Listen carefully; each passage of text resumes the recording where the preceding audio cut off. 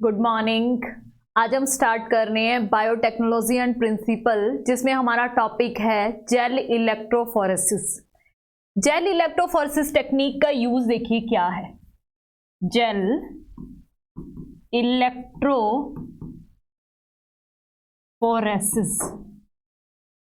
देखो क्या होता है जेल इलेक्ट्रोफोरेसिस टेक्निक के अंदर। यहां पर इसका नाम जेल क्यों है? सबसे पहले तो जेल यहां पर यूज की जाती है अगारोज जेल। यहां पे यूज क्या की जाती है? अगारोज जेल का यूज किया जाता है। अगारोज जेल का एक अदर नेम भी है अगार अगार।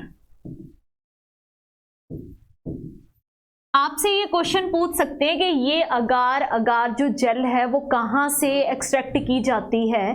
ठीक है, ये क्या है? एक पॉलीसेकेराइड है। अगारोज जेल क्या है? एक पॉलीसेकेराइड है। और ये कहां से एक्सट्रैक्ट किया जाता है? ये एक्सट्रैक्ट किया जाता है, एक वीड है जिसे हम क्या बोलेंगे? Red algae. रेड एल्गी का नाम भी आपसे पूछ सकते हैं कि कौन से रेड एल्गी से अगारोज जेल को एक्सट्रैक्ट किया जाता है।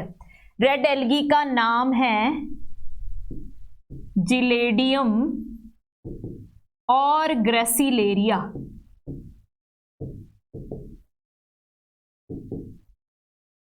जितना मैंने ये यहां पे लिखा है सारा ही बहुत ज्यादा इंपॉर्टेंट है और आपके कंपटीशन एग्जाम में पूछा जाता है।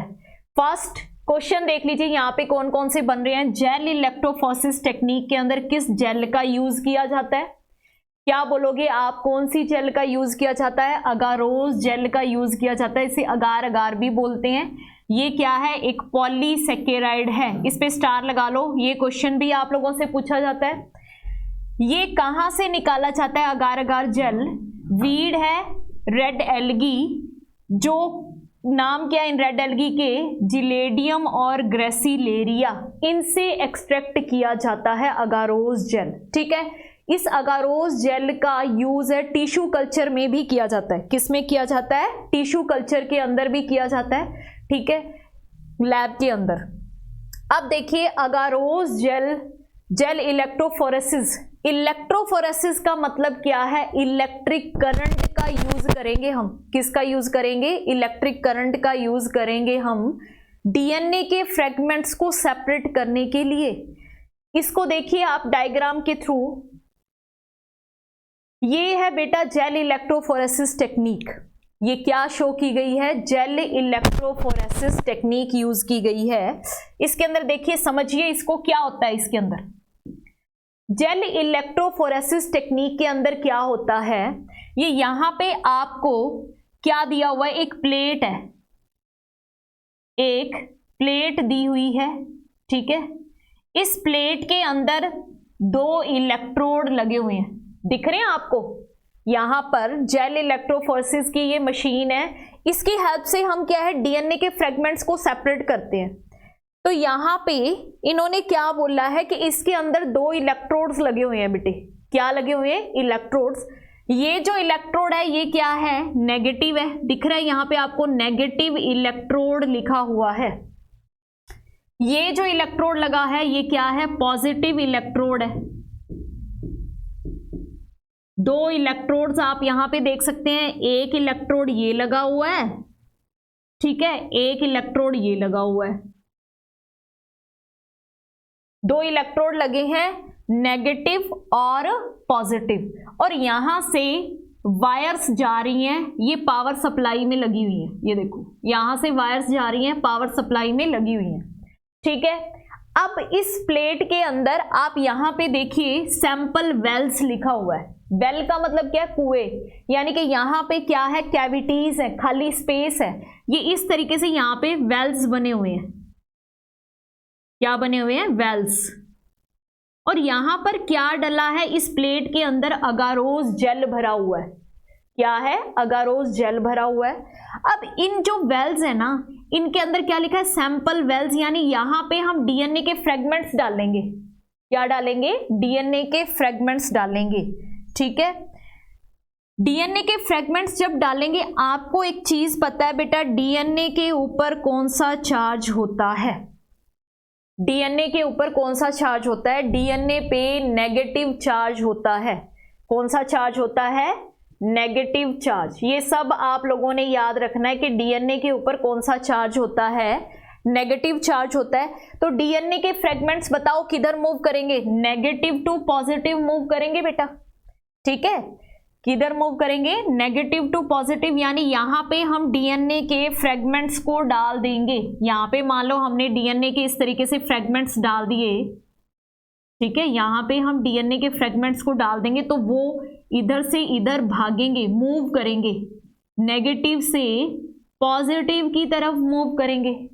अब इस जेल इलेक्ट्रोफोरेसिस टेक्निक में क्या किया जाता है? डीएनए के फ्रेगमेंट्स को सेपरेट करने की टेक्निक है। डीएनए के छोटे छोटे टुकड़े हमने किए थे रेस्ट्रिक्शन एंडोन्यूक्लियस एंजाइम की हेल्प से। वो डीएनए के फ्रेगमेंट्स अब हमने सैंपल वेल्स में डाल दिए और ये अब मूव करेंगे। क्या करेंगे? मूव, ठीक है। जब ये मूव करेंगे तो क्या होगा? जो छोटे फ्रेगमेंट्स हैं वो फास्ट मूव करेंगे और जो बड़े हैं वो पीछे रह जाएंगे। देखिए नेक्स्ट डायग्राम में। अभी इतना आपको समझ में आ गया बेटा? एक बार फिर से सुन लो। ये आपको ट्रे दी गई है जिसके अंदर अगारोज, यहां पे क्या भरा हुआ है? अगारोज जेल। क्या है? अगारोज जेल है। इसके अंदर हमने वेल्स बना दिए, सैंपल वेल्स हैं। सैंपल वेल्स के अंदर हम क्या डालेंगे? डीएनए के फ्रेगमेंट्स डालेंगे। तो हमें किस टाइप की इमेज देखने को मिलेगी? देखिए, ये देखिए, ये वही सेम टू सेम आपको बना के दिखा रखा है। यहां पर क्या है? जब हमने डीएनए के फ्रेगमेंट्स डाले, जब हमने इन सैंपल वेल्स के अंदर डीएनए के फ्रेगमेंट्स डाले तो आपको यहां पे दिख रहा है बेटा क्या है? डीएनए के फ्रेगमेंट्स हैं वो मूव करेंगे नेगेटिव से पॉजिटिव की तरफ, और यहां पर हमें ये डीएनए के अलग अलग टुकड़े दिखाई दे रहे हैं। ये देखो, इसको यहां पे ऐसे शो कर दिया। इसमें आप बहुत इजीली देख सकते हैं क्या लिखा हुआ है यहाँ पे। देखो, लॉन्गर बैंड्स, यानी जो लंबे जो बैंड्स होंगे, या फिर हम क्या कहेंगे, जो लॉन्ग डीएनए के फ्रेगमेंट्स हैं वो पीछे रह जाएंगे। जो लंबे डीएनए के फ्रेगमेंट्स हैं वो क्या है? पीछे रह जाएंगे। और जो छोटे बैंड हैं वो आगे की तरफ भाग भाग के आएंगे, ठीक है। अब इस डायग्राम के अंदर क्या शो किया है बेटा कि हमने एक डीएनए के, आपको यहां पे देखो कितने टुकड़े दिख रहे हैं बेटा? 1 2 3 4 5 6 टुकड़े दिख रहे हैं। यानी हमने डीएनए लिया, उस डीएनए के हमने 6 पीसेस कर लिए। कितने पीसेस? मान लो हमारे पास ये एक डीएनए है, ये एक डीएनए है, इसके हमने 6 पीसेस कर लिए। कितने कर लिए? 6 पीसेस। और इनको हमने सैंपल वेल्स के अंदर डाल दिया। सैंपल वेल में डालते ही यहां पे नेगेटिव चार्ज है और इधर पॉजिटिव चार्ज है, तो डीएनए के फ्रेगमेंट्स फटाफट पॉजिटिव चार्ज की तरफ मूव करेंगे, उधर भागेंगे। अब मूव करेंगे तो ये इस तरीके से अरेंज हो जाएंगे। बड़े जो बैंड्स हैं, लॉन्ग बैंड्स हैं, वो पीछे रहेंगे और शॉर्ट बैंड्स हैं वो आगे हो जाएंगे, ठीक है। इसके बाद में अब ये हमने फ्रेगमेंट्स करने के बाद हम क्या करेंगे? इसके ऊपर अगारोज जेल में ये फ्रेगमेंट्स हैं डीएनए के। देखो, डीएनए इतना ज़्यादा छोटा होता है, इतना ज़्यादा बारीक होता है कि उसे हम नेक्ड आइज के थ्रू नहीं देख सकते। फिर हम क्या करेंगे? इसे इथीडियम ब्रोमाइड से स्टेन करेंगे, ठीक है। हमने क्या है, डीएनए के छोटे छोटे टुकड़े तो कर लिए और उनको सेपरेट भी कर लिया। भी छोटे हैं वो आगे आगे, बड़े हैं वो पीछे आगे, लेकिन हमें उन्हें निकालना है। कैसे निकालेंगे?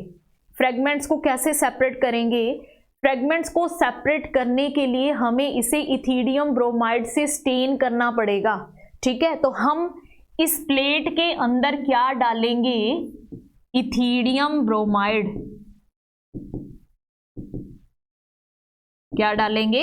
इथीडियम ब्रोमाइड डालेंगे। इथीडियम ब्रोमाइड डालने के बाद, इथीडियम ब्रोमाइड क्या करता है बेटा? डीएनए को स्टेन कर देगा, और हम उसके ऊपर जब यूवी रेज डालेंगे तो हमें यहाँ पे ये फ्रेगमेंट्स हैं ये चमकते हुए दिखेंगे। तो हम उन्हें अगारोस जेल में से इस तरीके से कट कर करके बाहर निकाल सकते हैं। ठीक है, ऐसे तो हम क्या है डीएनए के फ्रेगमेंट्स को अगर बाहर निकालने की कोशिश करें तो वो डैमेज हो सकते हैं, क्योंकि बहुत ज़्यादा क्या है थिन थ्रेड होते हैं, बिल्कुल पतले धागे जैसी स्ट्रक्चर्स होती हैं, तो डीएनए को सेपरेट करना बहुत ज़्यादा मुश्किल है। तो हम क्या करते हैं, इनको इथिडियम ब्रोमाइड से स्टेन करेंगे। ये क्वेश्चन आप लोगों से कंपटीशन एग्जाम में पूछा जाता है कि डीएनए को जेल इलेक्ट्रोफोरेसिस टेक्निक में किससे स्टेन किया जाता है। किससे स्टेन करोगे, इथिडियम ब्रोमाइड से स्टेन करोगे और फिर इसके ऊपर यूवी रेज डालेंगे तो वो शाइन करेंगे, चमकेंगे। फिर हम उन टुकड़ों को क्या है पीसेस को कट कर करके बाहर निकालेंगे और हमें डीएनए के बहुत सारे फ्रेगमेंट्स मिल जाएंगे। तो ये है जेल इलेक्ट्रोफोरेसिस टेक्निक, जिससे हमें डीएनए के बहुत सारे पीसेस मिल गए। उनमें से जो डिजायर्ड जीन है, डिजायर जीन कोई भी हो सकती है, जैसे मान लो हमें इंसुलिन की जीन चाहिए थी, ठीक है, या फिर हमें क्या है कोई मिल्क प्रोडक्शन वाली कोई जीन चाहिए, कोई भी जीन हमें चाहिए जो हमारी डिजायर्ड जीन है वो हम सेपरेट कर सकते हैं। ठीक है, उसका सीक्वेंस देखेंगे, उसे हम वहां से सेपरेट कर लेंगे। ओके, तो ये है जेल इलेक्ट्रोफोरेसिस टेक्निक, इसको नोट कर लीजिए बेटा।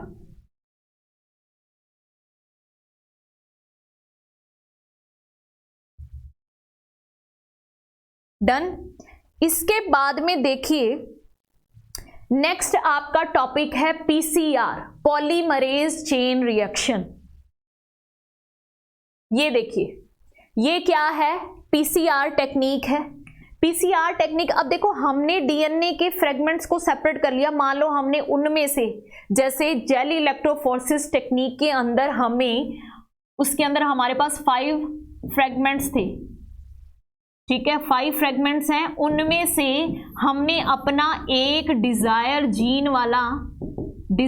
जीन वाला फ्रेगमेंट है उसको सेपरेट कर लिया।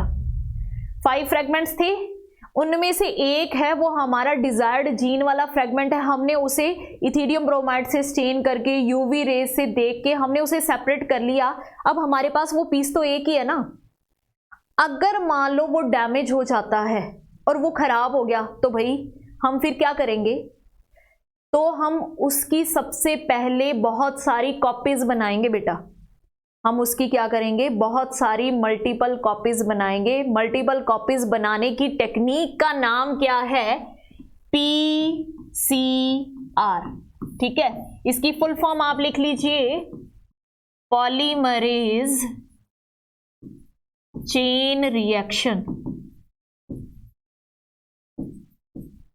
इस टेक्निक का नाम क्या है, polymerase chain reaction. Polymerase chain reaction के अंदर हम क्या कर सकते हैं, कोई भी डीएनए है उसकी मल्टीपल कॉपीज प्रिपेयर कर सकते हैं लैब के अंदर। ठीक है, पीसीआर देखो नाम से ही पता चल रहा है, पॉलीमरेज चेन रिएक्शन। इसका सबसे इंपॉर्टेंट क्वेश्चन है कि ये टेक्निक है ये किसने इन्वेंट की थी। बहुत बार ये क्वेश्चन आप लोगों के कंपटीशन एग्जाम में पूछा जाता है। 5 स्टार लगा के इसको आप लिख लीजिए कि पॉलीमरेज चेन रिएक्शन है, इसको किसने इन्वेंटेड किया था। क्या लिखोगे, carry Mullis. Carry Mullis 5 star लगा लो बेटा इसके ऊपर। बहुत एग्जाम्स के अंदर ये क्वेश्चन पूछा जाता है, और कब, इन 1983। ठीक है, मोस्ट इंपॉर्टेंट टेक्निक। इसके अंदर देखो बेटा आपको पता चल रहा है क्या हो रहा है इस टेक्निक के अंदर। अभी मैं एक्सप्लेन करूंगी लेकिन फिर भी इसको एक बार देख लो। पीसीआर टेक्निक के अंदर क्या होता है, ये हमारा एक डीएनए है बेटे, ये हमारा एक डीएनए है। सबसे पहला स्टेप इसके अंदर क्या है, डीनेचुरेशन। फर्स्ट स्टेप क्या है, डीनेचुरेशन। डीनेचुरेशन के अंदर क्या होता है बेटा, डीनेचुरेशन। अब आपको ये पता होना चाहिए डीनेचुरेशन में होता क्या है। देखो दूसरा स्टेप क्या है, एनेलिंग, और तीसरा स्टेप क्या है, इलोंगेशन या एक्सटेंशन भी बोला जाता है। 3 स्टेप हो गए अपने, कौन कौन से हुए, पहला स्टेप है डीनेचुरेशन, दूसरा स्टेप है एनेलिंग और तीसरा स्टेप है इलोंगेशन। तीनों स्टेप्स मैं आपको समझाती हूं, फिर इस डायग्राम पे हम फिर से आएंगे। ठीक है, चलो भाई देखो पीसीआर टेक्निक के अंदर क्या होता है,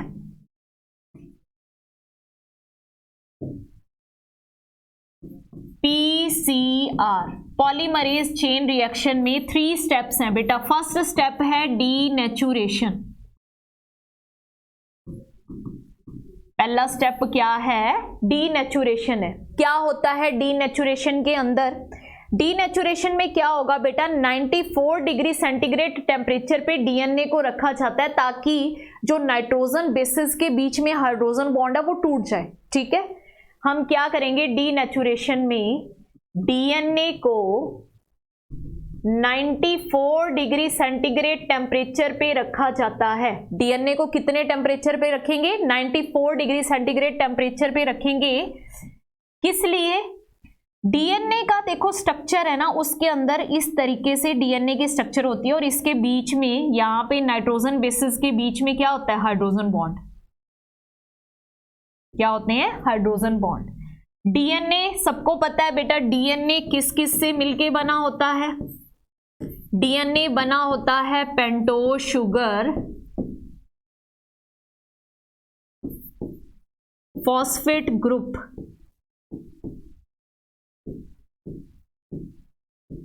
और क्या बोलोगे, नाइट्रोजन बेस। ठीक है, डीएनए है वो इन 3 चीजों से मिलके बना होता है। किस किस से मिलके बना होता है, पेंटोज शुगर, फॉस्फेट ग्रुप और नाइट्रोजन बेस। अब डीएनए के अंदर जो इसकी बैकबोन है बेटा, डीएनए की जो ये बैकबोन है ये किससे मिलके बनी होती है, बैकबोन तो हम क्या कहते हैं, ये sugar phosphate, sugar phosphate, sugar phosphate, sugar phosphate, sugar. ठीक है, इस तरीके से मिलके बनी होती है। बीच में क्या लगे होते हैं बेटा, नाइट्रोजन बेस लगे होते हैं। क्या लगे होते हैं, नाइट्रोजन बेस। सबको पता है यहां पर नाइट्रोजन बेस लगे होते हैं। एडेनिन है वो डबल बॉन्ड से थाइमीन के साथ, साइटोसिन है ट्रिपल बॉन्ड ग्वानिन, इस तरीके से लगे होते हैं। तो दोनों जो स्ट्रैंड्स हैं उनको आपस में अटैच करने वाले कौन है बेटा, हाइड्रोजन बॉन्ड है। हमें ये हाइड्रोजन बॉन्ड तोड़ने हैं, तभी तो दोनों स्ट्रैंड सेपरेट होंगे, तभी तो हम क्या है, कॉपीज बना सकते हैं डीएनए की। तो यहां पर क्या है, दोनों स्ट्रैंड्स हैं, इनको सेपरेट करने के लिए हमें डीएनए को 94 डिग्री सेंटीग्रेड टेम्परेचर पे रखना है। 94 डिग्री सेंटीग्रेड टेम्परेचर पे क्या होगा, डीएनए के जो हाइड्रोजन बॉन्ड हैं वो ब्रेक हो जाएंगे। ठीक है, दोनों स्ट्रैंड्स के बीच में जो हाइड्रोजन बॉन्ड है वो टूट जाएंगे। टूट जाएंगे तो दोनों स्ट्रैंड्स क्या हो जाएंगे, सेपरेट हो जाएंगे। ठीक है, नेक्स्ट देखिए इसके अंदर डीनेचुरेशन पे आपको क्या याद रखना है बेटा, कि डीनेचुरेशन का मतलब हाइड्रोजन बॉन्ड का टूटना और दोनों ही स्ट्रैंड्स का सेपरेट हो जाना। तो पहला स्टेप आप लोगों का हो गया डीनेचुरेशन। टेम्परेचर याद रखना है बेटे, कितना है, 94 डिग्री सेंटीग्रेड। दोनों स्ट्रैंड्स इस तरीके से हमारे पास ओपन हो जाएंगे क्योंकि इनके बीच में जो हाइड्रोजन बॉन्ड है वो धीरे धीरे क्या है, ब्रेक हो गए। ठीक है, इनके बीच में जो हाइड्रोजन बॉन्ड है वो क्या हो गए, टूट गए। 3 to 5 और 5 to 3 3 और 5 का मीनिंग सबको पता है ना। 3 और 5 का क्या मतलब होता है कि जो पेंटोज शुगर हम यूज करते हैं, पेंटोज शुगर जो डीएनए के अंदर होती है उसके अंदर 3 नंबर कार्बन और क्या कहेंगे 5 नंबर कार्बन है वो फ्री है। ठीक है, उनके ऊपर कोई भी फंक्शनल ग्रुप आके अटैच हो सकता है, इसीलिए हम क्या बोलते हैं 3 5 5 3 ओके। तो पहला स्टेप हो गया पीसीआर टेक्निक का कि इसे हम क्या बोलेंगे, डीनेचुरेशन। क्या याद रखना है, 94 डिग्री सेंटीग्रेड टेम्परेचर पे होता है। और दूसरा पॉइंट क्या याद रखना है कि डबल स्टैंडर्ड डीएनए है वो सिंगल स्ट्रैंड में कन्वर्ट हो जाता है, दोनों स्ट्रैंड्स ओपन हो जाते हैं। ठीक है, सेकेंड स्टेप क्या होगा, सेकेंड स्टेप होगा एनेलिंग। क्या बोलेंगे सेकेंड स्टेप को, एनेलिंग।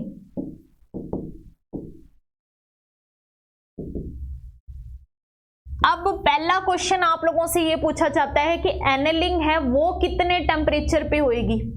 एनेलिंग होगी बेटा 54 डिग्री सेंटीग्रेड टेम्परेचर पे।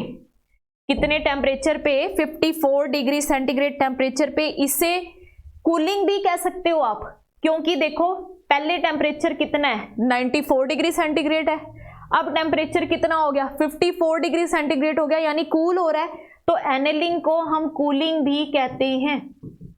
याद रखना है, एनेलिंग को हम क्या कहते हैं? कूलिंग भी कहते हैं। इसके अंदर क्या होता है देखो बेटे, इसमें 2 प्राइमर डीएनए अटैच किए जाते हैं। इसमें क्या होगा? 2 प्राइमर डीएनए आर अटैच्ड। अब देखो आपके दिमाग में ये चीज आएगी कि ये प्राइमर डीएनए क्या है। प्राइमर डीएनए क्या है? देखो भाई, हम क्या है लैब में एक डीएनए की कॉपी बना रहे हैं, तो हमारी बॉडी के अंदर ये प्रोसेस नेचुरल होता है, डीएनए की कॉपीज बनती है, रेप्लिकेशन का प्रोसेस होता है, तो अपने आप क्या है डीएनए की नई कॉपी बनती है। अब अगर हम लैब में किसी चीज का रेप्लिकेशन करवा रहे हैं तो वहां पे हमें खुद अपनी तरफ से चीजें ऐड करनी पड़ती हैं बेटा, ठीक है। तो हम यहाँ पे क्या ऐड करेंगे? एनेलिंग के प्रोसेस के अंदर प्राइमर डीएनए मतलब छोटा सा डीएनए का टुकड़ा डालेंगे, ठीक है, वो इधर भी अटैच करेंगे 3 एंड पे, इधर भी अटैच करेंगे 3 एंड पे। अब आप ये सोचेंगे कि भाई 3 एंड पे क्यों लगाया, 5 एंड पे क्यों नहीं लगाया? नया स्ट्रैंड किधर से किधर बनता है, ये मैंने आपको पहले भी बताया है कि न्यू स्ट्रैंड की फॉर्मेशन किधर से किधर होती है? हमेशा 5 एंड टू 3 एंड डायरेक्शन में होती है, और ये क्वेश्चन भी कंपटीशन एग्जाम में पूछा जाता है, आपको याद रखना है। अब नया strand 5 end to 3 end direction में बनेगा, इसका मतलब क्या है? 3 एंड के अपोजिट बनेगा 5 एंड, 3 एंड के अपोजिट होएगा 5 एंड, यानी इधर से इधर बनेगा, इधर से इधर बनेगा, ठीक है। तो हम क्या कहेंगे कि जो डीएनए प्राइमर अटैच किया जाएगा वो कहां पे किया जाएगा? 3 एंड पे किया जाएगा। डीएनए प्राइमर जो अटैच किया जाएगा वो कहां पे अटैच किया जाएगा? 3 एंड पे किया जाएगा, ठीक है। समझ में आ गया बेटा? 2 स्टेप आप लोगों के हो चुके हैं पीसीआर के।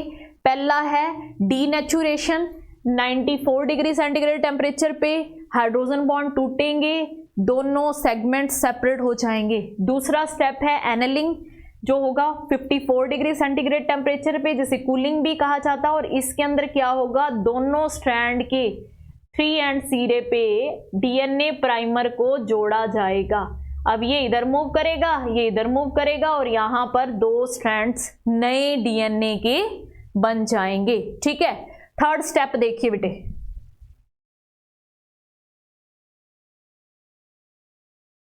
तीसरा स्टेप क्या है पीसीआर टेक्निक का? एक्सटेंशन, जिसे इलोंगेशन भी कहा जाता है।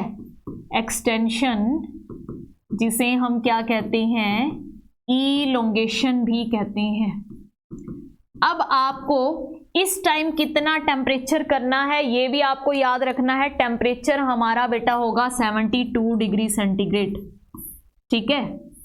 कितना टेम्परेचर होगा? 72 डिग्री सेंटीग्रेड टेम्परेचर पे एक्सटेंशन होगा।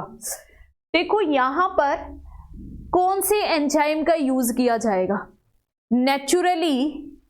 नेचुरली हम क्या पढ़ते हैं? नेचुरली हम पढ़ते हैं कि जब डीएनए से डीएनए की कॉपी बनती है, यानी डीएनए से नया डीएनए बनता है, इस प्रोसेस को क्या बोलते हैं बेटा? रेप्लिकेशन बोलते हैं। इस प्रोसेस को क्या बोलते हैं? रेप्लिकेशन। जब डीएनए से डीएनए बनता है तो उस प्रोसेस को क्या बोला जाता है? रेप्लिकेशन बोला जाता है। आपसे क्वेश्चन ये पूछा जाता है कि रेप्लिकेशन के प्रोसेस में किस एंजाइम की जरूरत पड़ती है? रेप्लिकेशन में कौन सा एंजाइम यूज होता है? 2 नाम है बेटा, दोनों मैंने आप लोगों को बताए हैं। एक तो क्या है? डीएनए पॉलीमरेज, चाहे ये आपको ऑप्शन में मिल जाए, ये क्वेश्चन बेटा नीट एग्जाम में आए हुए हैं, कंपटीशन एग्जाम में आए हुए हैं, ठीक है, कि भाई डीएनए से डीएनए बन रहा है, उस प्रोसेस को बोलते हैं रेप्लिकेशन, और रेप्लिकेशन में कौन से एंजाइम का यूज होता है, डीएनए पॉलीमरेज, या फिर इसका एक और नाम है बेटा, क्या नाम है, DNA dependent DNA polymerase, DNA dependent DNA polymerase. चाहे आपको ये ऑप्शन मिले, ठीक है, चाहे आपको ये ऑप्शन मिले, चाहे आपको ये ऑप्शन मिले, दोनों सही है। मैंने आपको यहाँ पे ये क्यों बताया है, मैंने आपको यहाँ पे इसलिए ये बताया क्योंकि अभी हमने डीएनए से नया डीएनए बनाना है, एक्सटेंशन करनी है, न्यू स्ट्रैंड बनाना है, तो उसमें भी हमें इन्हीं एंजाइम की जरूरत पड़ेगी, ठीक है। पर हम ये एंजाइम पीसीआर टेक्निक में यूज नहीं कर सकते, क्योंकि इतने हाई टेम्परेचर पे 72 डिग्री सेंटीग्रेड टेम्परेचर पे ये एंजाइम डिस्ट्रॉय हो जाएंगे, ठीक है। तो हमें बेटा किसी ऐसे ऑर्गेनिज्म से इन एंजाइम्स को निकालना पड़ेगा जो हाई टेम्परेचर को टॉलरेट कर सके, ठीक है। तो उसके लिए हम एक बैक्टीरिया का यूज करते हैं, थर्मस एक्वेटिकस, यानी यहां पे एंजाइम कौन सा यूज किया जाएगा, एंजाइम यूज किया जाता है बेटा टैग पॉलीमरेज। वहां पे क्या है, डीएनए पॉलीमरेज, यानी देखो पीछे तो वही है, पॉलीमरेज ही है। टैग आगे क्यों लगाया है, क्योंकि ये जिस बैक्टीरिया से निकाला गया है उस बैक्टीरिया का नाम क्या है, थर्मस एक्वेटिकस, थर्मस एक्वेटिकस, ठीक है। बैक्टीरिया का नाम क्या है बेटा, थर्मस एक्वेटिकस बैक्टीरिया से ये एंजाइम निकाला गया है, इसका नाम क्या है, टैग पॉलीमरेज, ठीक है। ये जो टैग पॉलीमरेज एंजाइम है ना, ये इसमें बेटा रेजिस्टेंस पावर है टू हाई टेम्परेचर, यानी ये हाई टेम्परेचर पे खत्म नहीं होता, ठीक है। थर्मस एक्वेटिकस, यहां पे ए छोटा आएगा भाई,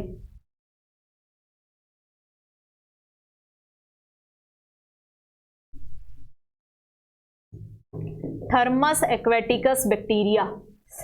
इस पे भी 5 स्टार लगा लो बेटा, बहुत इंपॉर्टेंट क्वेश्चन है, इस पे भी 5 स्टार लगा लो। दोनों क्वेश्चन आपके कंपटीशन एग्जाम में पूछे जा चुके हैं कि टैग पॉलीमरेज का यूज किस में किया जाता है, या पीसीआर में कौन से एंजाइम का यूज किया जाता है, क्या बोलोगे, टैग पॉलीमरेज का। कौन से बैक्टीरिया से टैग पॉलीमरेज निकाला जाता है, थर्मस एक्वेटिकस से।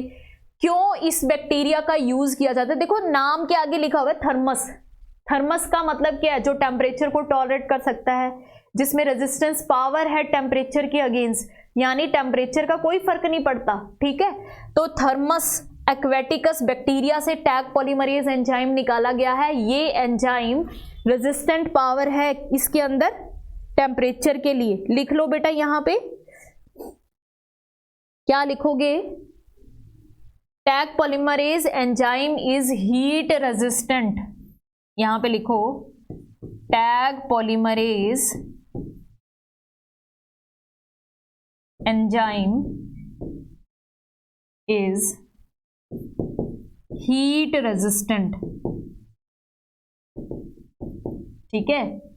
ये क्या है, हीट रेजिस्टेंट, मतलब हीट का इसके ऊपर कोई इफेक्ट नहीं पड़ता है। तो यहां पर अब क्या होगा, एक्सटेंशन हो जाएगा और हमारे पास डीएनए की कॉपी बन जाएगी। फिर से आ जाओ, 3 स्टेप हो गए, फिर से इसको मैं डायग्राम के थ्रू आप लोगों को बता देती हूं, फिर से आ जाओ, ठीक है। ये रहा सबसे पहला स्टेप, क्या है बेटा, देखो पहला स्टेप क्या है, डीनेचुरेशन। डीनेचुरेशन में क्या किया, देखो दो ये हाइड्रोजन बॉन्ड टूट गए और दोनों सेगमेंट सेपरेट सेपरेट हो गए, एक ये रहा एक ये रहा, देखो बीच में से हाइड्रोजन बॉन्ड टूट गए। फिर क्या हुई, एनेलिंग हुई है, कूलिंग हुई है। कूलिंग में हमने क्या है, यहाँ पे डीएनए प्राइमर लगा दिया है। कौन से सिरे पे लगाया है, देखो 3 एंड पे, कौन से सिरे पे लगाया है, 3 एंड पे लगाया है। और मैंने आपको क्या बताया, न्यू स्ट्रैंड किधर से किधर बनता है, 5 एंड टू 3 एंड डायरेक्शन में बनता है। किधर से किधर बन रहा है, 5 एंड टू 3 एंड डायरेक्शन में बन रहा है। फिर उसके बाद में हम इलोंगेशन कर रहे हैं।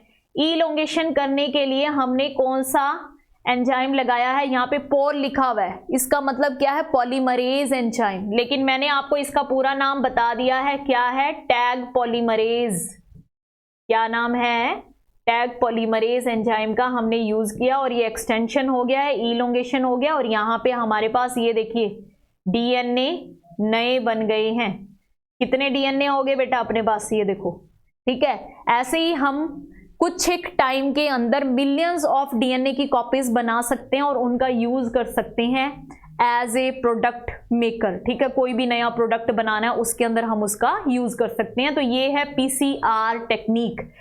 एक क्वेश्चन और आप लोगों ने लिखना है कि पीसीआर टेक्निक में जब डीएनए को टेस्ट ट्यूब के अंदर डाला जाता है उस टेस्ट ट्यूब का नाम क्या है। वैसे तो मतलब देखो आपके एनसीईआरटी बुक वगैरह के अंदर नहीं दिया हुआ, बट ये एक एक्स्ट्रा क्वेश्चन है, आप लोगों से कंपटीशन एग्जाम में पूछ सकते हैं।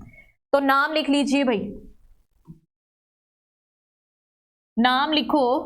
क्या नाम लिखोगे, यहां पे लिखो पीसीआर टेक्निक के लिए जो टेस्ट ट्यूब यूज की जाती है, इपन ड्रॉप ट्यूब,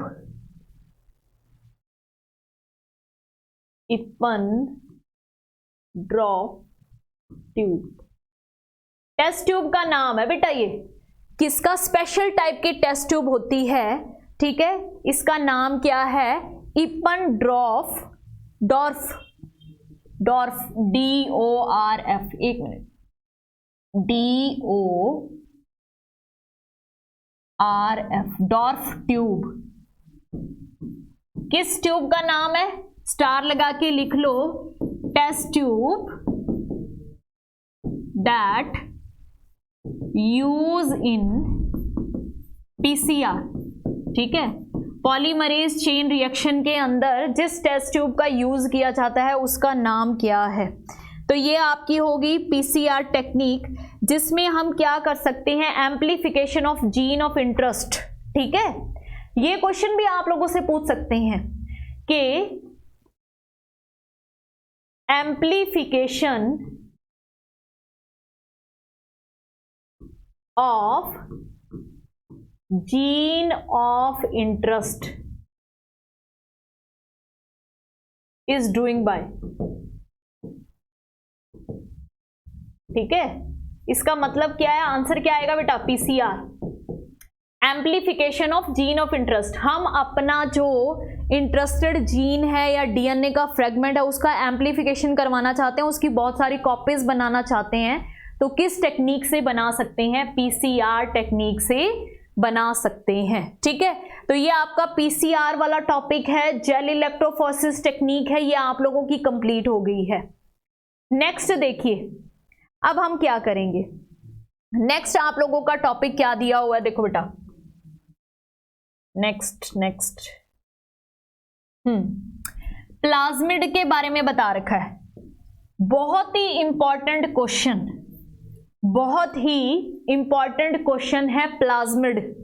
ये प्लाज्मिड क्या है, ये प्लाज्मिड दिया हुआ है बेटा, E coli cloning vector PBR322, ठीक है। 5 स्टार लगा लो इसके ऊपर, हमेशा क्वेश्चन पूछा जाता है PBR322 के ऊपर, हमेशा इसके ऊपर आप लोगों से क्वेश्चन पूछा जाता है PBR322 के ऊपर। क्या है PBR322, देखो प्लाज्मिड, पहले इसका नाम देखो, PBR322 क्यों रखा गया है, क्या है, PBR322 का मतलब क्या है, ठीक है। T का मतलब यहां पे क्या है, प्लाज्मिड, B का मतलब यहां पे क्या है, बॉलीवर, R का मतलब यहां पे क्या है, रॉड्रिग्यूज, साइंटिस्ट है बेटा ये, और कुछ नहीं है भाई। आप लोग यूं घबरा जाओगे कि ये क्या दिया हुआ है, ठीक है। 322 क्या है, ये है ऑर्डर ऑफ सिंथेसिस। 322 क्या है, order of synthesis.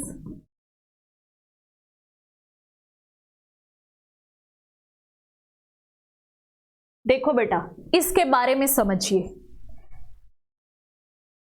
Restriction endonuclease enzyme है, हमने पढ़ा है कि एक बैक्टीरिया से एक एंजाइम निकलता है, ठीक है। Restriction endonuclease enzyme.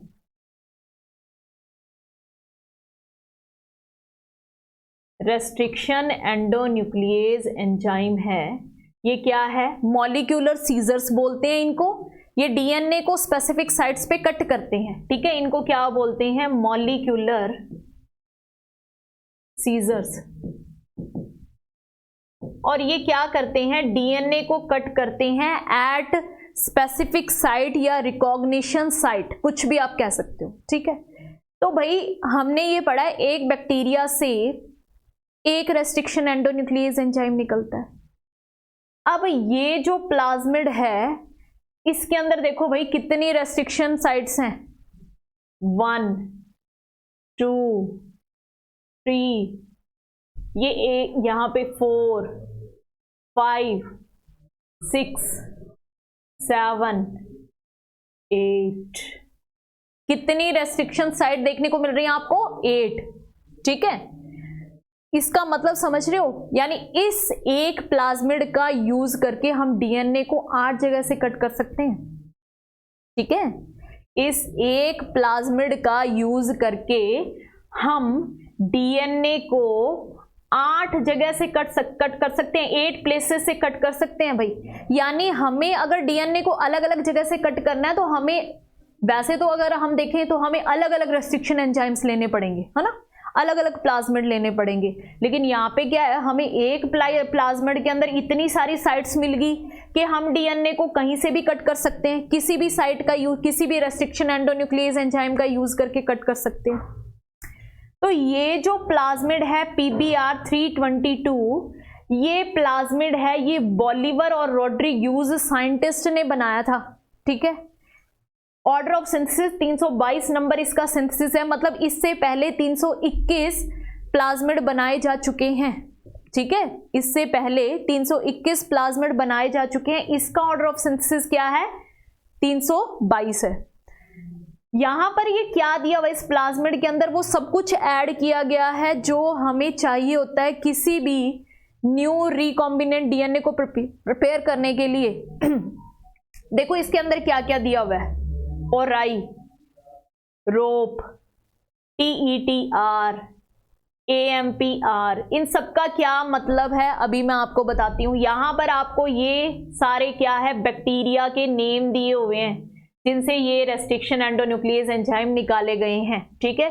जैसे ये क्या है, ई कोलाई फर्स्ट, यानी ये इसर्चिया कोलाई बैक्टीरिया से निकाला गया रेस्ट्रिक्शन एंडोन्यूक्लिएज एंजाइम है, जिसे हमने यहाँ पे ऐड कर दिया, ठीक है। तो ये सब रेस्ट्रिक्शन एंडोन्यूक्लिएज एंजाइम के नेम दिए हैं। AMPR और TETR का मतलब क्या है? देखो ये याद रखना आपको भी, ये यहाँ पे लगा हुआ है और ये यहाँ पे लगा हुआ है, फिक्स इनकी जगह है, ठीक है। एम्फिसिलीन और टेट्रासाइक्लिन एंटीबायोटिक रेजिस्टेंट जीन है ये, ठीक है। AMP क्या है? एम्फिसिलीन, और TET क्या है? टेट्रासाइक्लिन। ये दोनों क्या है बेटा? एंटीबायोटिक है। दोनों क्या है? एंटीबायोटिक। और इनके ऊपर RR लगा हुआ है, यहां पे दिख रहा है R और R, यानी एंटीबायोटिक रेजिस्टेंट जीन लगी हुई है। इसका मतलब क्या है कि इस प्लाज्मिड के ऊपर एंटीबायोटिक्स का कोई असर नहीं होगा, ठीक है। दोनों क्या है? रेजिस्टेंट जीन लगी हुई हैं, तो इसके ऊपर कोई असर नहीं होगा इन एंटीबायोटिक्स का, ठीक है। अब इन बैक्टीरिया के नाम और इनकी रेस्ट्रिक्शन साइट हमें लिखनी है। बैक्टीरिया के नाम और क्या लिखनी है? रेस्ट्रिक्शन साइट्स लिखनी है भी। ये कहां पे कट करेंगे, ठीक है, कौन सी सीक्वेंस पे कट करेंगे, तो वो हम यहां पे लिखते हैं। अब नोट कीजिए, आप लिखो भाई। सबसे पहले बाम HI,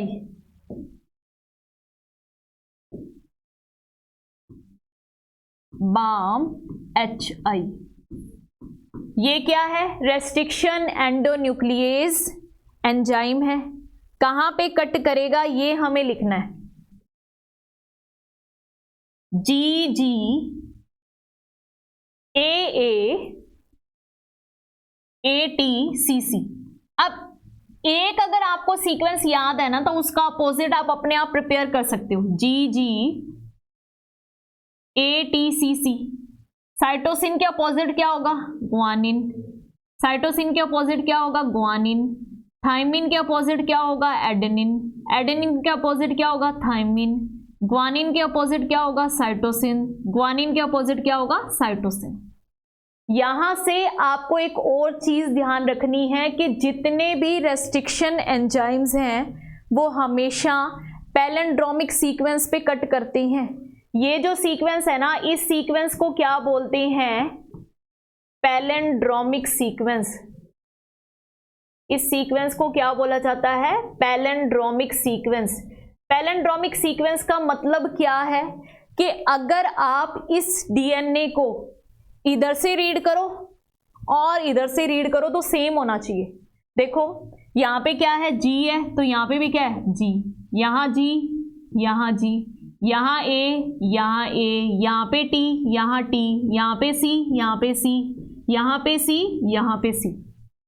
इस सीक्वेंस को क्या बोलते हैं? Palindromic sequence. ठीक है, तो ये जो सीक्वेंस है ये फिक्स है। BAM HI है वो हमेशा जब भी किसी भी डीएनए को कट करेगा तो इसी स्पेसिफिक साइट पे कट करेगा जहां पे guanine, guanine, adenine, thymine, cytosine, cytosine और अपोजिट आपके सेम यही सीक्वेंस लगाओ।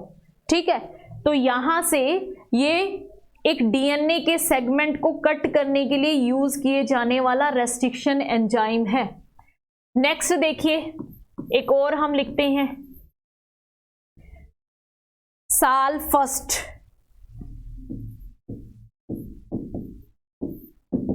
साल फर्स्ट इसमें क्या है? GTC GAC, GTC GAC opposite लगा दो। ग्वानिन का cytosine, adenine, guanine, cytosine, thymine, guanine. ठीक है, इस सीक्वेंस को कट करेगा साल फर्स्ट। ये भी एक रेस्ट्रिक्शन एंजाइम है जिसका यूज किया जाता है। अब आपको एक बात समझ में आ रही है कि जो रेस्ट्रिक्शन एंजाइम्स हैं उनका यूज अलग अलग का यूज क्यों किया जा रहा है? क्योंकि सबका अपना सीक्वेंस है भाई। ठीक है, ये इस सीक्वेंस के अलावा कहीं और कट नहीं कर सकता। साल फर्स्ट है, इस सीक्वेंस के अलावा डीएनए को और कहीं नहीं कट कर सकता, इसीलिए हमें different type of restriction enzyme का यूज करना पड़ता है। ठीक है, तो ये आपका यहां पर अपना टॉपिक है जो प्लाज्मिड वाला वो कंप्लीट हो गया कि किस तरीके से रेस्ट्रिक्शन एंजाइम्स का यूज करके हम डीएनए के फ्रेगमेंट्स को कट कर सकते हैं स्पेसिफिक साइट्स पे। ओके, थैंक यू, मिलते हैं नेक्स्ट क्लास में।